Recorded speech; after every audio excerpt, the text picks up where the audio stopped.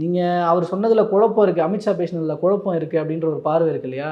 குழப்பம் இருக்கிறது ஒரு பக்கம் இருந்துட்டு போகுது, இருந்தாலும் எங்கள் ஸ்டாண்ட் என்னன்னு நான் சொல்லி ஆகணும்ல, அதனால ராஜேந்திர பாலாஜியை வச்சு நான் சொல்கிறேன் அப்படின்னு இபிஎஸ் சொல்லி ராஜேந்திர பாலாஜி சொல்கிறாரா அப்படின்னு. ஏன்னா இதில் முக்கியமான தலைவர்கள் யார் யார் கருத்து சொல்கிறாங்கன்றதை பொறுத்து தானே சீரியஸ்னஸ் எடுத்துக்கப்படும். அதே நேரம் மெசேஜும் கன்வே பண்ணி ஆகணும்ல.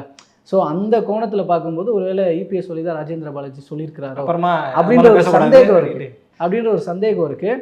ஏன்னா இதுக்கு இபிஎஸ்ஸே பதில் சொல்கிறதுன்றது வேற, இபிஎஸ்க்கு பக்கத்துலேயே இருக்கிற அடுத்த கட்ட தலைவர் பதில் சொல்கிறதுன்றது வேற, அடுத்தடுத்த கட்டத்தில் இருக்கிற இன்னொருத்தர் பதில் சொல்கிறது அப்படிங்கிறது ஒன்று இருக்குது இல்லையா?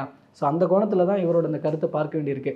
ஸோ அந்த கூட்டணி ஆட்சி அது ஒரு பக்கம், ஆனால் இப்போதைக்கு எதுவும் ஆகாது, போக போக தான் அது பெரிதாக வாய்ப்பு இருக்கிறது. ஒருவேளை இதில் நம்மக்கிட்ட பேசுகிற சிலரே வந்து இந்த கூட்டணி ஆட்சின்ற புள்ளியை வைத்தே கூட கடைசி நேரத்தில் அதிமுக பாஜக கூட்டணிலேருந்து வெளியில் வர வாய்ப்பு இருக்கலாம், தாவேக்கா கூட போகிறதுக்கான வாய்ப்பு இருக்கலாம் அப்படிங்கிறதையும் சொல்கிறாங்க. அதுவும் தொடர்ச்சியாக பேசிக்கிட்டே இருக்காங்க இந்த விஷயத்தையும். அது எந்த அளவுக்கு சரின்றது தெரியல, ஆனால் தொடர்ச்சியாக பேசிக்கிட்டும் இருக்காங்க.